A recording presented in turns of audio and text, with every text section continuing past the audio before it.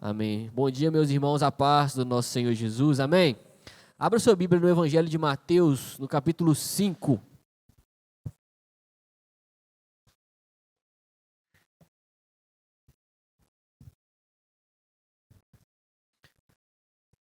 Mateus, capítulo 5, a partir do versículo 1.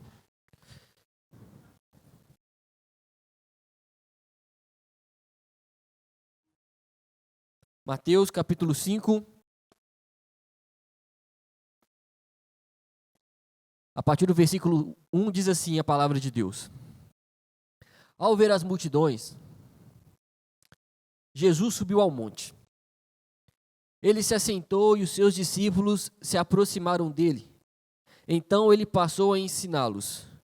Jesus disse: Bem-aventurados os pobres em espírito, porque deles é o reino dos céus.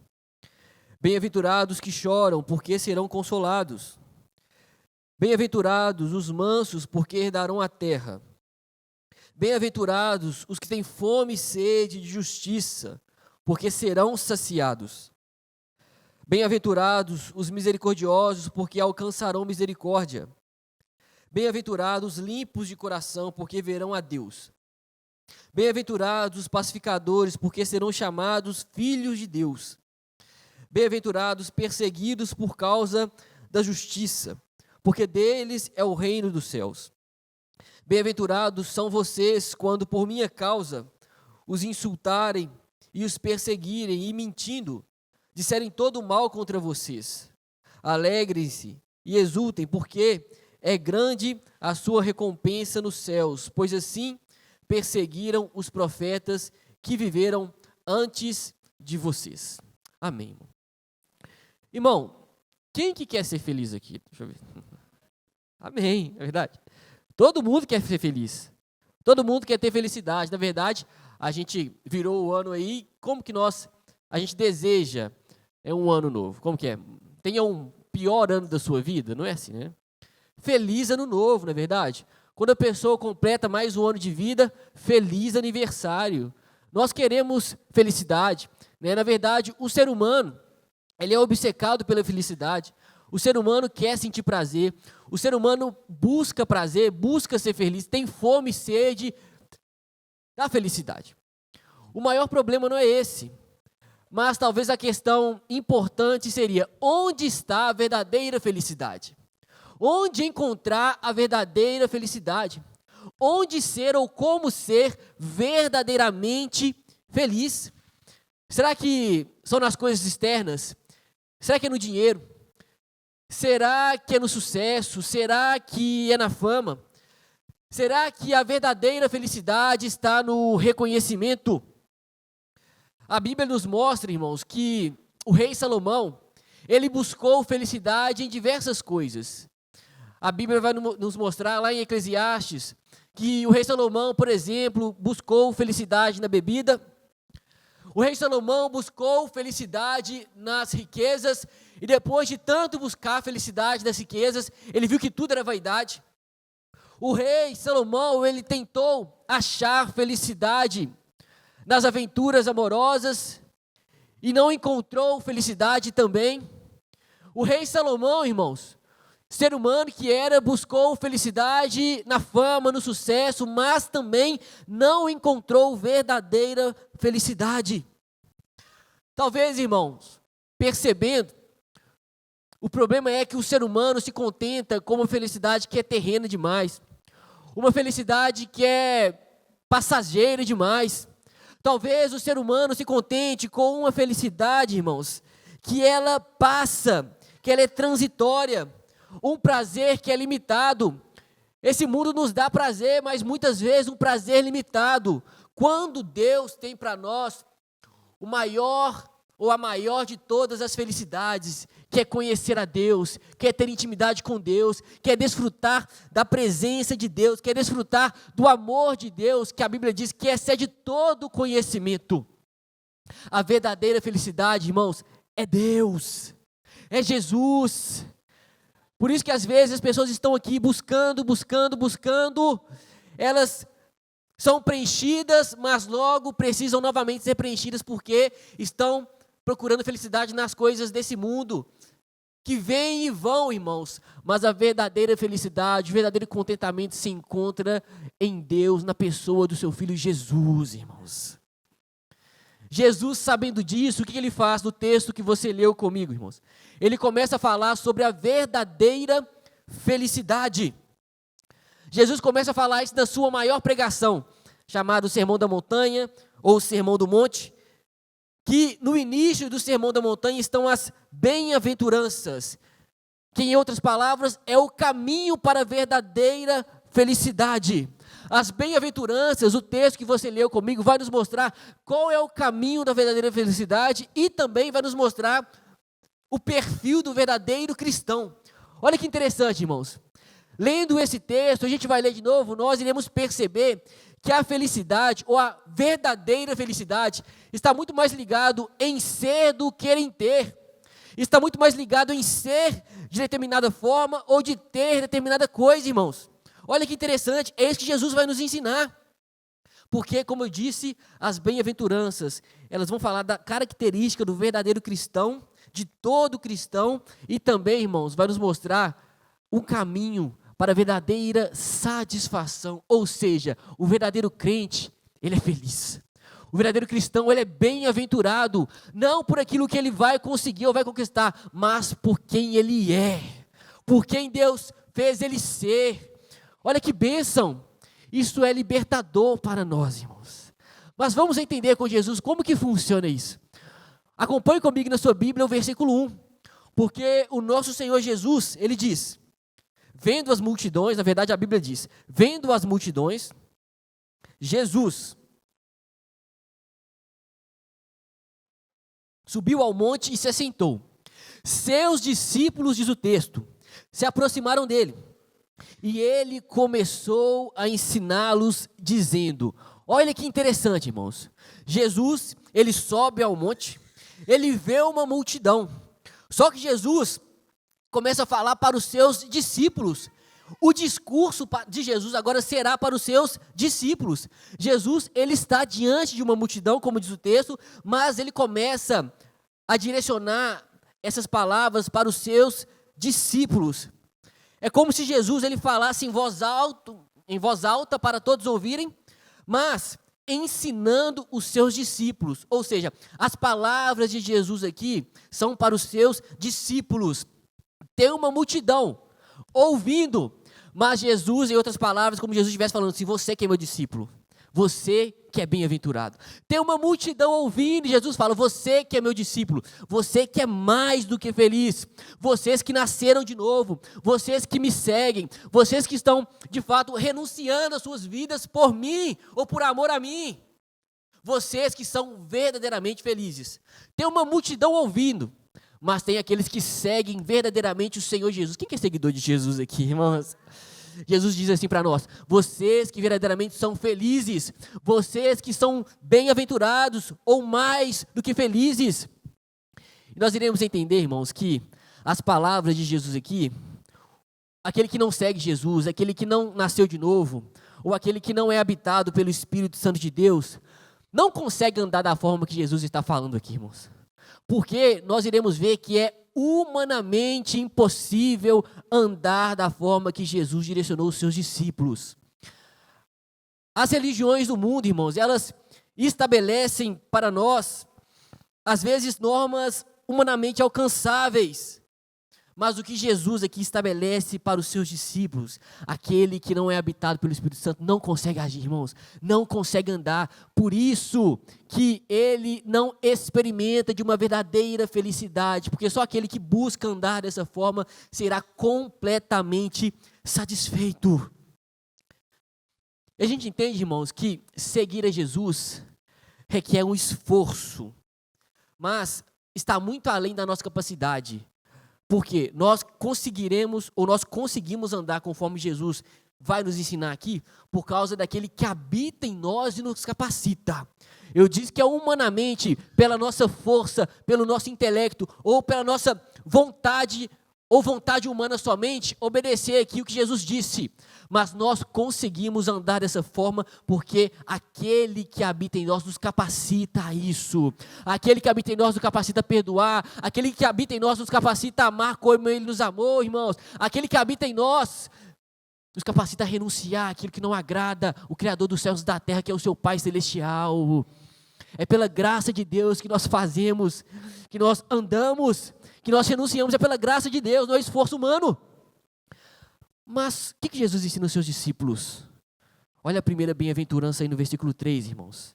Porque ele vê as multidões, a multidão, mas direciona o ensino aos seus discípulos e ele diz: bem-aventurado é você, ou bem-aventurados os pobres em espírito, ou os humildes de espírito, pois deles é o reino de Deus.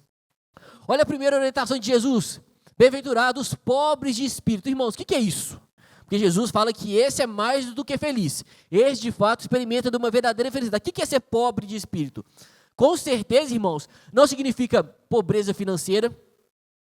Não significa aqui, irmãos, fazer um voto de pobreza.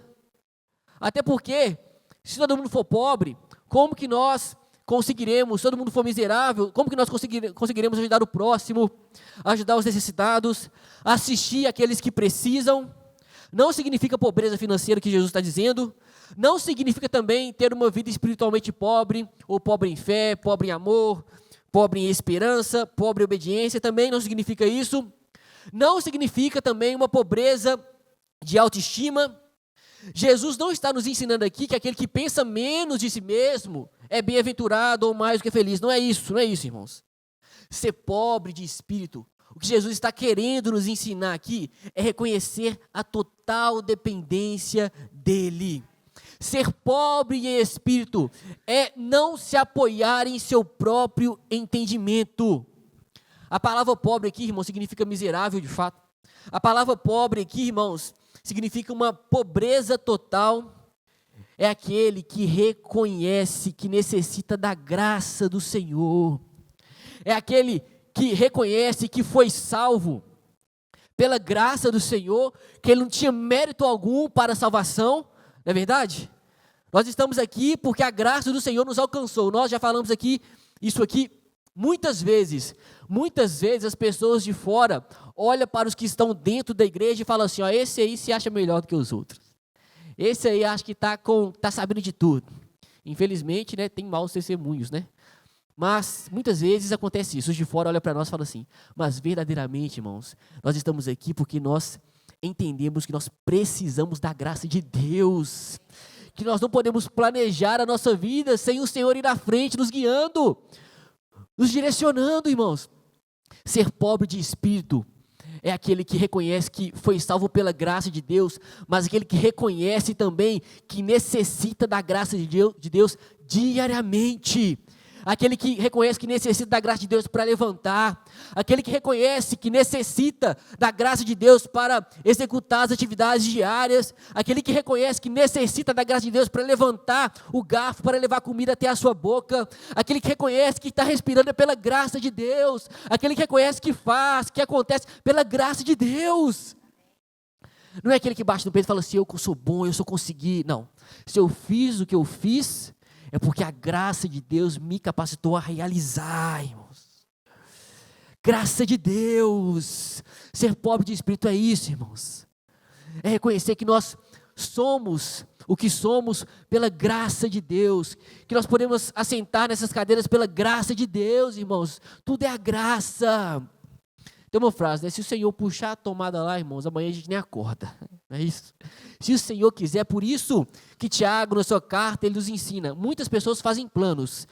Pode fazer, irmãos, mas por trás, ou à frente desses planos, tem que estar uma oração. Se o Senhor quiser, eu farei.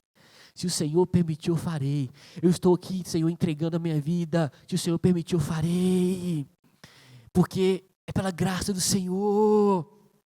Pobre em espírito é isso, irmãos. E a Bíblia diz que mais do que felizes, bem-aventurados são vocês, que reconhecem que necessitam da graça do Senhor dia após dia. Quer ser feliz em seu 2026? Reconheça o Senhor em todos os seus caminhos. Se deixe ser iluminado pelo Espírito Santo para realizar, para fazer planos. Se deixe ser cheio do Espírito, ser conduzido pela graça de Deus. Não somente isso. Versículo 4. Bem-aventurados os que choram, pois serão consolados. Mais do que feliz é você que chora. Porque, a glória a Deus, minha esposa fala glória a Deus. Você chora pouco, minha esposa, gente. Glória a Deus, bem-aventurados que choram. O chorar aqui, irmãos, é igual quando você lamenta pela morte de um ente querido. O chorar aqui é isso, irmãos. Jesus usa essa palavra de propósito. E nós choramos por várias razões, de fato. Choramos pelo luto, choramos pela dor física, choramos pela decepção, nós choramos, irmãos, de compaixão, choramos de amor, e não tem problema, irmãos, você pode chorar sim, que dessa forma também você será consolado. Nós falamos aqui na pregação do Ano Novo, aquele que semeia com lágrimas, semear com júbilo. Com júbilo você ceifará, é uma promessa também, mas o choro aqui especificamente de Mateus capítulo 5, irmãos, não é um choro carnal, por exemplo, quando Aminon consumiu, ou teve relação com sua irmã Tamar, por causa de uma paixão patológica, e ele estava chorando por ela, não é isso. O choro aqui que será consolado não é o choro de Judas. Quando Judas traiu Jesus, ele foi pego, e ele teve remorso, não é esse choro aqui também, irmãos. Aqui também não é um choro das consequências, como Caim, quando Deus foi atrás dele por ele ter matado o seu irmão Abel. Não é esse choro também aqui, irmão. Com medo de castigo ele chorou, não é isso. É igual o ladrão que rouba, faz mal e é pego e chora. Pode ser que o ladrão se arrependa de fato, mas muitas vezes não é verdade? Muitas vezes é medo do castigo. Não é esse choro também, irmãos. Não é um choro teatral aqui também, como o choro dos fariseus, de fachada, não é. O choro aqui, irmãos, de Mateus capítulo 5, versículo 4, é o choro por não se acostumar com o sagrado. É o choro por não conseguir, às vezes, andar como agrada a Deus. É o choro aqui, por exemplo, de Davi, quando ele foi confrontado pelo profeta Natã por ter adulterado. Ele assume que pecou. O profeta fala que Deus vai o castigar, e quando ele confessa no Salmo 51, o Davi não lamenta pelas consequências. No Salmo 51, versículo 3, ele diz: pois eu mesmo reconheço as minhas transgressões, e o meu pecado sempre me persegue. Contra ti, pequei e fiz o que reprovas, de modo que justa é a tua sentença, e tens razão em condenar-me. Bem-aventurado é você que chora, mas aqui, irmãos, é o choro pelo pecado. É o choro pelo pecado que você comete. O choro aqui é o choro pelo pecado do mundo, irmãos. Pela injustiça do mundo. Sabe quando você vê tanta tragédia, tanta tristeza, você chora, irmão. Mas chora pelo pecado, chora pela maldade, chora pela morte, chora pela destruição. Isso é ser, irmão, sensível em relação ao pecado, tanto seu quanto do mundo. E bem-aventurado você que chora por isso, porque você será consolado. Bem-aventurado você que olha essa maldade desse mundo e fica insensível. Bem-aventurado é você, irmãos, que chora ao ver tanta maldade caindo nessa terra, tanto mal o ser humano fazendo, você chora, irmãos. A Bíblia nos diz, irmãos, que Deus não se alegra na morte do ímpio, irmão, não se alegra. Embora seja justo, algumas vezes, pode ser discutível que, embora seja até uma necessidade, eu não sei, é um campo da discussão, mas ser justo é diferente de sentir prazer, irmãos, na morte do ímpio. E bem-aventurado você que se toca, fica sensível pelo pecado, porque o ímpio está morrendo pelo pecado, seja que ele cometeu, ou seja, pelo pecado dos outros. É o pecado, irmão, que está nesse mundo. E bem-aventurados somos nós que estamos andando aqui, buscando o reino de Deus, e com tanta maldade a gente chora: ô Senhor, o que está acontecendo? Olha essa destruição, olha essa maldade, olha pessoas morrendo por causa do pecado. Bem-aventurados vocês, mais do que felizes são vocês, que nós estamos chorando, mas seremos consolados na eternidade. Experimentaremos uma felicidade aqui, mas ainda mais na eternidade. Bem-aventurados os que choram, pois serão consolados. E não só isso, eu quero ser feliz, eu quero desfrutar de uma felicidade em 2026. Jesus disse: quer? Então, bem-aventurados os humildes. Ou, na sua tradução, na sua Bíblia, deve estar: bem-aventurados os mansos, pois eles receberão a terra por herança. Bem-aventurado é você que é manso. Bem-aventurado é você que é humilde, irmãos. E manso aqui não é uma pessoa calada. Manso aqui não é uma pessoa na dela, não é isso. Manso aqui não é uma pessoa sossegada, tranquila, não é isso. Manso aqui, irmãos, não tem a ver com temperamento. Não são qualidades naturais, vem do Espírito. Porque às vezes, irmãos, a pessoa pode estar por dentro calada. Por fora calada, desculpa. Por fora, externamente, demonstrar uma pessoa calma, que não se expressa muito, mas por dentro está desejando mal, irmãos. Por dentro está cheio de ressentimento, amargura, matando as outras pessoas no coração. Essa pessoa não é mansa. Então percebe, mansidão aqui não tem a ver com temperamento, não é algo externo, é interno, é fruto do Espírito. A pessoa pode ser introvertida, mas pode ser que ela não seja mansa, irmãos. E às vezes a gente confunde. O que é mansidão, irmãos? Manso é aquele que não entra em disputa. Manso, irmãos, é aquele que não procura posições, títulos. Manso é aquele que não faz barraco. Manso é aquele, irmãos, que evita contenda. Esse é manso. Igual a história de Abraão, como Abraão agiu com Ló. A Bíblia vai nos mostrar, irmãos, quando os pastores dos rebanhos deles começaram a brigar, Abraão disse a Ló: que não haja desavença entre nós. Se quiser a esquerda ou a direita, não faz diferença para mim. Esse é o manso, eu não estou ostentando. Eu não quero aqui títulos, posições. Eu não brigo por isso. Minha morada eterna é no céu. Isso que eu anseio, isso meu coração deseja.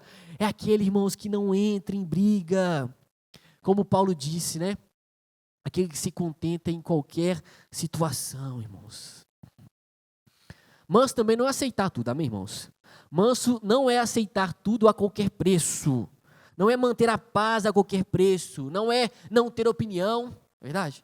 Manso não é ser conivente, não é isso. Não é isso. Mas manso, aqui a palavra manso descreve um animal que foi domesticado.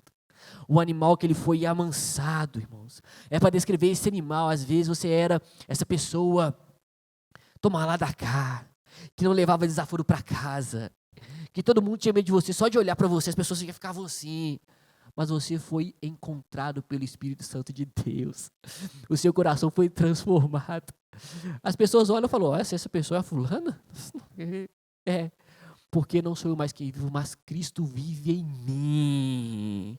Cristo vive em mim. Essa pessoa é mais do que feliz. Achava que era feliz antes, respondendo todo mundo, brigando com todo mundo, fazendo contenda, fazendo confusão. Mas hoje ela é verdadeiramente feliz, porque ela é mansa.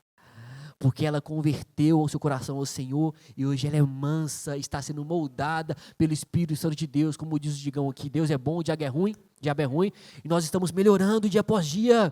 Estamos sendo amansados pelo Espírito Santo de Deus, moldados por Ele. Esse é mais do que feliz. Percebe, irmãos, que felicidade tem muito mais a ver com ser do que em ter. É parecer com Jesus, e não somente isso. Versículo 6 diz, acompanhe comigo: bem-aventurados que têm fome e sede de justiça, pois serão satisfeitos.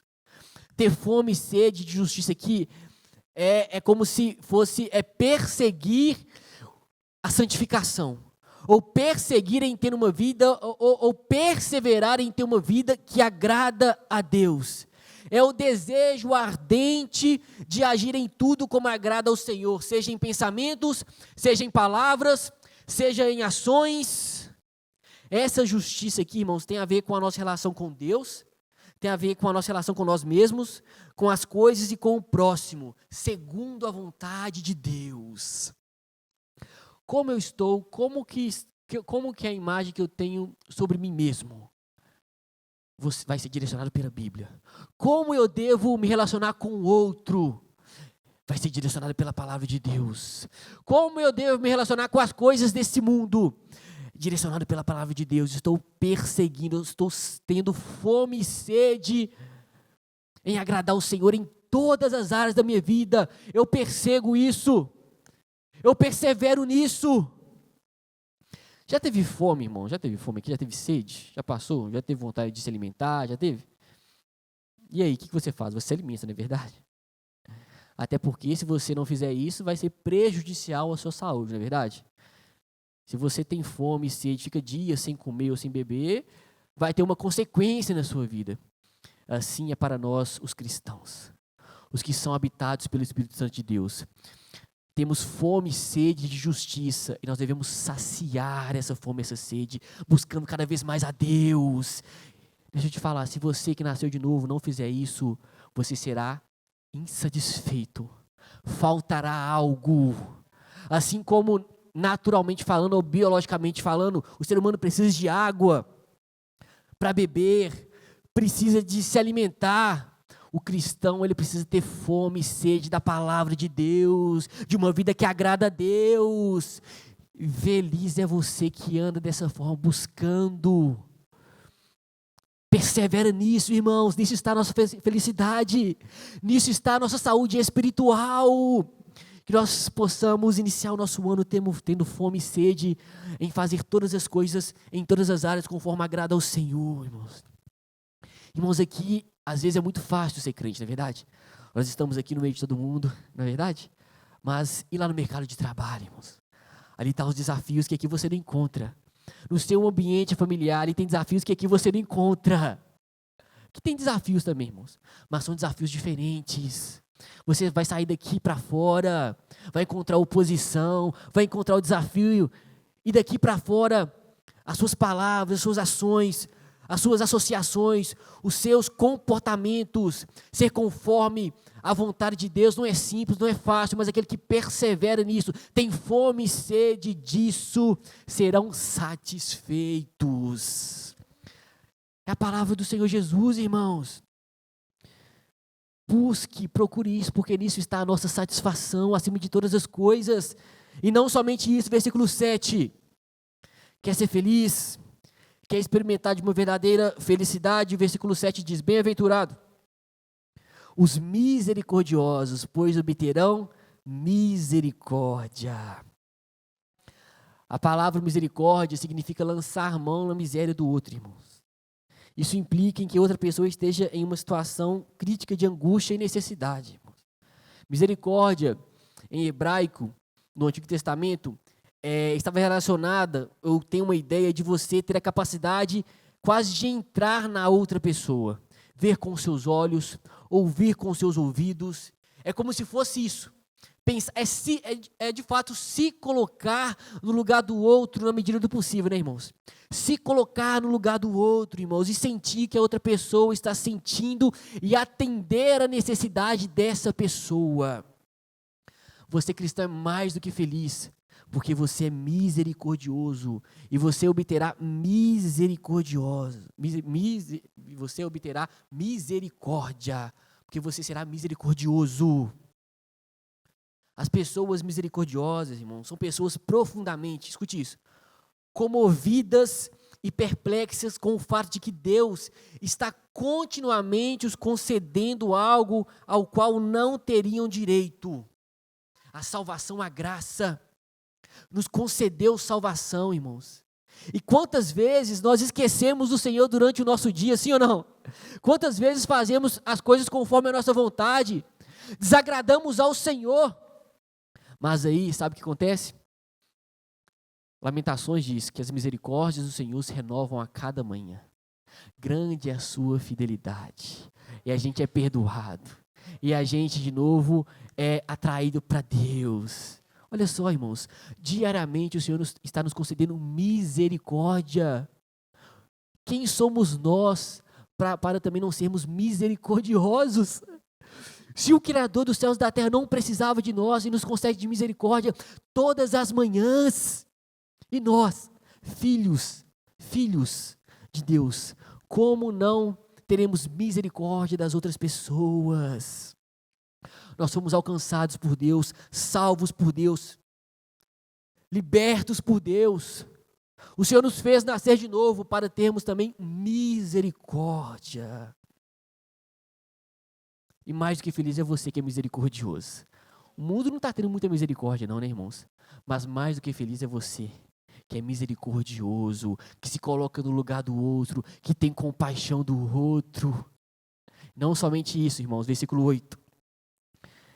Quer desfrutar desse ano sendo cada vez mais feliz, desfrutando de uma satisfação que excede conhecimento. Seja limpo de coração, porque o versículo 8 é: bem-aventurado os puros de coração, ou os limpos de coração, pois verão a Deus. Sabe qual é o nosso maior problema, irmãos? Não é o ambiente que você vive ou você está, é o nosso coração, irmãos. Jesus havia falado em Mateus capítulo 15, versículo 19, que do coração saem os maus pensamentos, do coração vêm os homicídios, os adultérios, as imoralidades sexuais, os roubos, os falsos testemunhos, do coração que vêm as calúnias. É do coração, irmãos. Entenda isso, o ambiente influencia sim, influencia muito. Mas em última instância, irmãos, o problema está no coração do ser humano. É no coração, irmãos. A gente costuma falar isso, é uma verdade, né? Adão pecou em um ambiente perfeito, tinha tudo ali, irmãos. Mas o coração do ser humano, irmãos, não é essencialmente bom, como alguns filósofos falam. Não, a Bíblia fala que o nosso coração é enganoso. O nosso coração é corrupto, irmãos. Nós precisamos, por isso que eu disse, da graça do Senhor continuamente. Nós necessitamos da graça do Senhor diariamente. O termo coração aqui nesse versículo, ele refere à totalidade da vida humana. Ou seja, ao pensar, ao sentir, ao querer, ao fazer. É como se a pureza devesse entrar em todas as áreas da nossa vida. E assim como em Deus tudo é verdade, irmãos, sinceridade, pureza, nós também devemos viver dessa forma, verdadeiros, sinceros, ter um coração cada vez mais limpo. Iremos falhar, irmãos, sim, mas nós devemos perseverar. E felizes são vocês que perseveram, bem-aventurados são os puros de coração, pois verão a Deus. Um coração sem ídolos, cada vez mais sem ídolos. Um coração cada vez mais sem disputa, irmãos. Um coração cada vez mais que se afasta da aparência do mal. Uma oração que deve estar continuamente em nosso coração é a oração de Davi. Cria em mim, ó Deus, um coração puro. Cria em mim, ó Deus, um coração puro. Levantar de manhã, cria em mim, ó Deus, um coração puro. Me faz parecido com o Senhor Jesus. Assim eu sei que eu serei bem-aventurado aqui nessa terra e eternamente. Ter um coração limpo, me afastar da aparência do mal. Eu sei que eu serei bem-aventurado e mais do que feliz das coisas que esse mundo não pode me dar. Porque eu tenho o teu Espírito habitando em mim, tem a sua presença. Quem já experimentou de uma alegria imensa, mas passou? Deixa eu ver. Acontece, irmãos. Mas com o Senhor a alegria nunca passa e nunca passará. O contentamento é eterno. Irmão, não tem nada melhor do que você colocar a cabeça no seu travesseiro, diante de toda a oposição, e falou: Senhor, o Senhor conhece meu coração. Diante do Senhor, meu coração está limpo. Diante do Senhor, eu peço perdão. Diante do Senhor, eu estou aqui. Irmãos, dormir com a consciência limpa, irmãos. Não tem sono melhor do que esse. Um espírito tranquilo. O que mais? Versículo 9. Bem-aventurados pacificadores, pois serão chamados filhos de Deus. Pacificador é aquele que não entra em conflito. Não é ausência de conflito, irmãos, mas aquele que não entra em conflito. É aquele que é chamado de pacificador. Aquele que é chamado de pacificador, irmãos, em dois sentidos. Hoje nós temos paz com Deus. Amém, irmãos? Não seremos mais condenados, éramos inimigos de Deus, né? Mas hoje nós temos paz com Deus, ou seja, hoje nós temos relacionamento com Deus. Por causa de Jesus, hoje nós chamamos o Criador dos céus e da terra de Pai. Quem crê em Jesus, Deus deu-lhe o direito, o poder de ser chamado ou de ser feito filho de Deus, não é verdade? Tem paz com Deus. Mas pacificador também aqui, irmãos, pode ser tanto esse que leva outra pessoa a ter paz com Deus, ou seja, aquela pessoa que prega o evangelho, ele é pacificador. Por quê? Está agora, de alguma forma, sendo instrumento de Deus para que essa pessoa volte a ter um relacionamento com Deus. Mas também pacificador aqui, irmãos, é semear a paz. Pacificador aqui também, irmãos, é ser um instrumento de Deus para levar a paz. Muitas vezes, infelizmente, irmãos, pessoas estão sendo instrumento de contenda, de disputa, de divisão, irmãos. Isso é tão prejudicial na vida, quanto mais aqui no corpo de Cristo. Mas pacificador é você chegar numa casa, é você chegar em um ambiente familiar lá, irmãos, é você chegar no seu ambiente lá de trabalho, levar a paz, levar a bênção, levar uma palavra que transmita graça para aqueles que estiverem ouvindo. Irmãos, Provérbios capítulo 20, versículo 3, diz: é uma honra dar fim a contendas, mas todos os insensatos envolvem-se nelas. Irmãos, é honroso dar fim em contenda. É gratificante dar fim em uma contenda, dar um ponto final em conflito. Já pensou, irmãos? Vocês são instrumento de Deus. Está uma confusão, vocês são instrumento de Deus ali, e aquele ambiente, de alguma forma, as pessoas se reconciliarem. E você ter sido, pela graça de Deus, um instrumento nas mãos dEle. Nós devemos, irmãos, construir pontes. Você é chamado para construir pontes, irmãos. Você quer ser mais que feliz? Busque andar dessa forma. Procure andar dessa forma, porque é possível, irmão, a nós, mesmo que seja difícil, andarmos dessa forma, porque aqui são características do cristão. Como eu disse, Jesus chegou à multidão e falou aos seus discípulos: bem-aventurados são vocês, porque são dessa forma, andam dessa forma. E aí o versículo 10, 11 e 12, aqui eu termino, irmãos, diz o seguinte: bem-aventurados perseguidos por causa da justiça, pois dele é o reino dos céus. Bem-aventurados serão vocês quando, de Jesus, por minha causa os insultarem, perseguirem e levarem todo tipo de calúnia contra vocês. Alegrem-se e regozijem-se, porque grande é a recompensa de vocês nos céus, pois da mesma forma perseguiram os profetas que viveram antes de vocês. Sabe essa bem-aventurança aqui, irmãos, que está no versículo 10? É a consequência de todas as outras. Você que em um mundo desse vive sendo manso e humilde de coração, vive sendo misericordioso, vive na dependência, ou seja, de Deus, sendo pobre em espírito. Você que nesse mundo aqui, irmãos, é um pacificador. Você que nesse mundo é dessa forma, qual é a consequência muitas vezes? Você será perseguido muitas vezes. Você será ridicularizado muitas vezes. Você vivendo dessa forma e sendo mais do que feliz, qual a consequência? Ser feliz também por ser perseguido por causa da justiça, porque seu é o reino dos céus, pertence a você o reino de Deus. O mundo recebe toda a sua ação de bem-aventurado com hostilidade, e com isso você é perseguido. É natural, irmãos. Ser perseguido não por causa de algum escândalo ou falta de integridade, não. É ser perseguido por parecer com Jesus muitas vezes. Talvez você se pareça com Jesus muito na sua casa, e as pessoas estão te taxando, lá o religioso, a religiosa lá. Não. Você só quer amar a Deus acima de todas as coisas.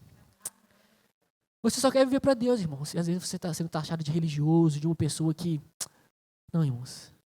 Você só não está negociando princípios, e você está semeando para a eternidade. Se alegre porque você é um bem-aventurado. Que o Senhor nos ajude, amém, irmãos? Que nesse 2026 nós possamos de fato experimentar de uma verdadeira felicidade e um verdadeiro contentamento, que resumindo é se parecer cada vez mais com Jesus. Esse é o propósito da vida do crente, acima de todos os outros. Se parecer com Jesus, ser conformado à imagem de Jesus. Nós estamos aqui, irmãos, queremos televisão, obra, tudo, mas com o único fim: se conformar à imagem de Jesus e dar glória ao nosso Deus, o Pai. É isso, irmãos. Esse é o nosso desejo, é o meu desejo, acima de todas as coisas, irmão, como pastor dessa igreja, que você se pareça com Jesus. Que você tenha um caráter cada vez mais de Jesus. Irmãos, isso é vitória para mim, irmãos. Eu me parecer com Jesus. A minha esposa virar para mim e falar assim: estou sonhando com isso. Você se parece cada vez mais com Jesus. Eu vejo cada vez mais Jesus em você. Irmãos, não tem vitória maior do que essa. Como diz o ditado, aí você zerou o game, né? Zerou a vida. Se parecer com Jesus. Que esse seja o nosso maior desejo de 2026. Que, consequentemente, desfrutaremos de uma verdadeira felicidade. Amém? Será que você pode ficar de pé no seu lugar?